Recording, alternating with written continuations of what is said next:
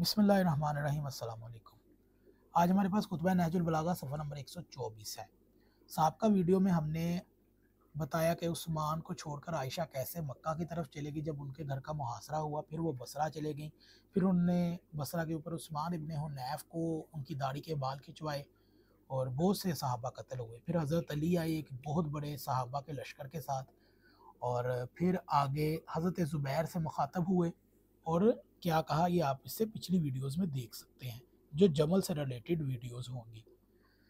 तो हज़रत अली के हज़ारों लोग यानी कि कत्ल हो चुके थे, लश्कर भी आ गया बरा, और अब हुज्जत तमाम हो गई है। मेरे बेटे मोहम्मद को बुलाओ। वो हाज़िर हुए तो फरमाया, बेटा अब हमला कर दो। मोहम्मद ने सर झुकाया और आलम लेकर मैदान की तरफ बढ़े, मगर तीर इस कसरत से आ रहे थे कि ठिठक कर खड़े हो गए। अमीरुल मोमिनीन ने यह देखा तो पुकार कर कहा, ए मोहम्मद आगे क्यों नहीं बढ़ते?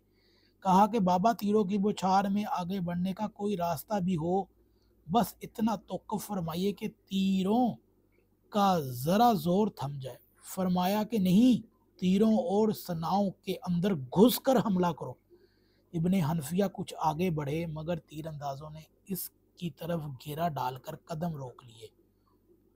ये देखकर अमीरुल मोमिनीन की जबीन पर शिकम आई और आगे बढ़कर तलवार का दस्ता मोहम्मद की पुश्त पर मारा और फरमाया, ए मादरी, रग का असर है। यह कहकर अलम इनके हाथ से ले लिया मोहम्मद इब्ने हनफिया से, और आस्तीनों को चढ़ाकर इस तरह हमला किया कि एक सिरे से दूसरे से लेकर दूसरे सिरे तक फौज दुश्मन में तहलका मच गया।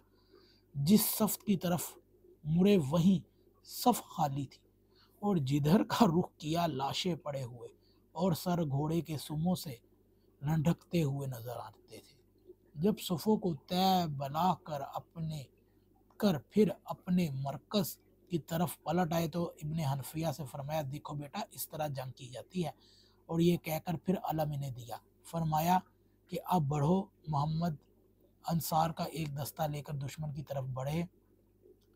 दुश्मन भी नेज़े हिलाते हुए और बर्छियाँ तोलते हुए आगे निकल आए, मगर शेर दिल बाप के जरी बेटे ने सब पर उलट दिए और दूसरे जांबाज मुजाहिदों ने भी मैदान का राज को लालाजार बना दिया और कश्तियों के ढेर लगा दिए। इधर से भी जान नसार का हक पूरी तरह अदा किया जा रहा था। लाशों पर लाशें गिर रही थी, मगर ऊँट के गिर्द परवाना जान देते रहे। और बनी सुम्बा की तो ये हालत थी कि ऊँट की तकीर थामे पर हाथ कोनियों से कट रहे थे और सीना छिदवा रहे थे, मगर ज़बान पर मौत का ये तराना गूंजता था, हमारे नज़दीक मौत शहद से भी ज़्यादा शीरी। हम हैं बनु ज़ब्ता ऊँट के रखवाले, हम मौत के बेटे हैं। जब मौत आए हम इब्ने अफ़ान की सनानी नेज़ों की ज़ुबानी सुनाते हैं। हमें हमारा सरदार वापस पलटा दो, वैसे का वैसा, और बस। इन बनी ज़बाह की पुश्त करदारी और दीन से बेखबरी का अंदाज़ा इस एक वाक़या से हो सकता है कि जब मदाइन का बयान किया है कि वो कहते हैं कि मैंने बसरा में एक शख्स का कान काटा हुआ देखा तो इससे इसका सबब पूछा। इसने बताया कि मैं जमल के मैदान से कश्तियों का मंजर देख रहा था कि एक ज़ख्मी नज़र आया जो कभी सर उठाता था, कभी ज़मीन पर दे मारता था। मैं करीब हुआ तो इसकी ज़ुबान पर 2 शेर थे। हमारी माँ ने हमें मौत के गहरे पानी में धकेल दिया और इस वक्त तक पलटने का नाम न लिया जब तक हम छिक कर सैराब न हो लिए। हमने शोमी किस्मत से बनी तमीम की अतात कर ली। बनी तमीम अबू बकर का कबीला, हालांकि इनके मर्द गुलाम और इनकी औरतें कनीज़ें हैं। मैंने इससे कहा, अब शेर पढ़ने का कौन सा मौका है? अल्लाह को याद करो, कलमा शहादत पढ़ो। ये कहना था कि उसने मुझे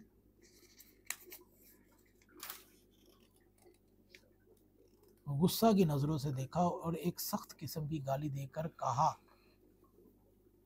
तू मुझसे कहता है कि मैं कलमा पढ़ूं? आखिरी वक्त में मैं डर जाऊं और बेसब्री का मुजाहरा करूं? यह सुनकर मुझे बड़ी हैरत हुई और मज़ीद कुछ कहना सुनना मुनासिब न था। पलटने का इरादा किया।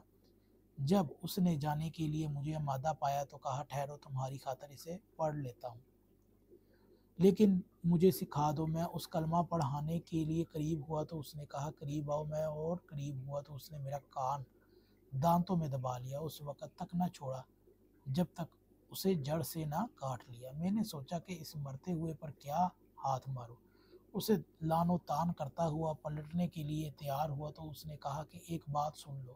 میں نے کہا وہ بھی سنا لو تاکہ تمہاری کوئی حسرت نہ رہ جائے۔ اس نے کہا جب اپنی ماں کے پاس جانا اور پوچھنا کہ یہ کان کس نے کاٹا تو کہنا عمر بن حلب زبی نے، جو ایک ایسی عورت کے بڑے میں آ گیا جو امیر المومنین بننا چاہتی تھی۔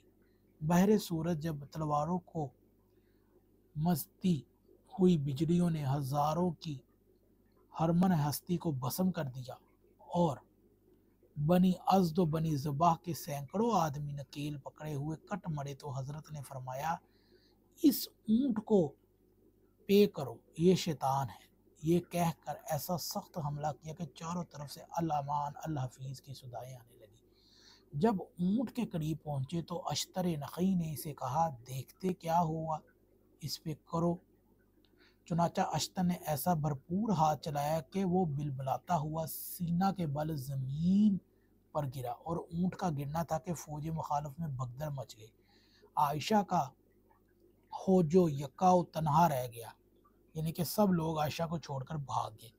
اصحاب امیر المومنین نے بڑھ کر حوض کو سنبھالا اور محمد بن ابن ابی بکر نے امیر المومنین کے حکم سے عائشہ کو صفیہ بنت حارث کے مقام پر پہنچا دیا، یعنی کہ محمد بن ابی بکر عائشہ کے بھائی نے۔ 10 جمادی الثانی 36 ہجری کو یہ معرکہ ظہر کے وقت شروع ہوا اور اسی دن شام کو ختم بھی ہو گیا۔ اس میں امیر المومنین کے 22,000 کے لشکر میں سے 1,070 اور دوسری روایت کی بنا پر 500 افراد شہید ہوئے اور عائشہ کے 30,000 کے لشکر میں سے 17,000 دوسرے قول کی بنا پر 20,000 کام آئے، یعنی کہ قتل ہو گئے، اور پیغمبر کے اس ارشاد کی پوری تصدیق ہو گئی۔ وہ قوم کبھی کامرانی کا منہ نہ دیکھے گی جس کی قیادت عورت کے ہاتھ میں ہوگی۔ کتاب الامامہ و سیاسہ عقد الفرید اور تاریخ طبری میں اور مروج الذہب میں بھی ہے۔ ابن حدید نے لکھا کہ امیر المومنین کی یہ پیشن گوئی کے مطابق بصرہ 2 دفعہ غرقاب ہوا، ایک دفعہ قادر باللہ کے دور میں، ایک دفعہ قائم بن بامر اللہ کے عہد حکومت میں، اور غرق ہونے کا یہی صورت تھی کہ شہر تو زیر آب تھا اور مسجد کے کنگڑے پانی کی سطح پر یوں نظر آتے تھے جیسے کوئی پرندہ سینہ ٹیکے بیٹھا ہے۔ تو یہ تھی جنگ جمل کی ایک مختصر سی داستان۔ اگر آپ کو یہ ویڈیو اچھی لگے تو اسے ضرور شیئر کیجیے۔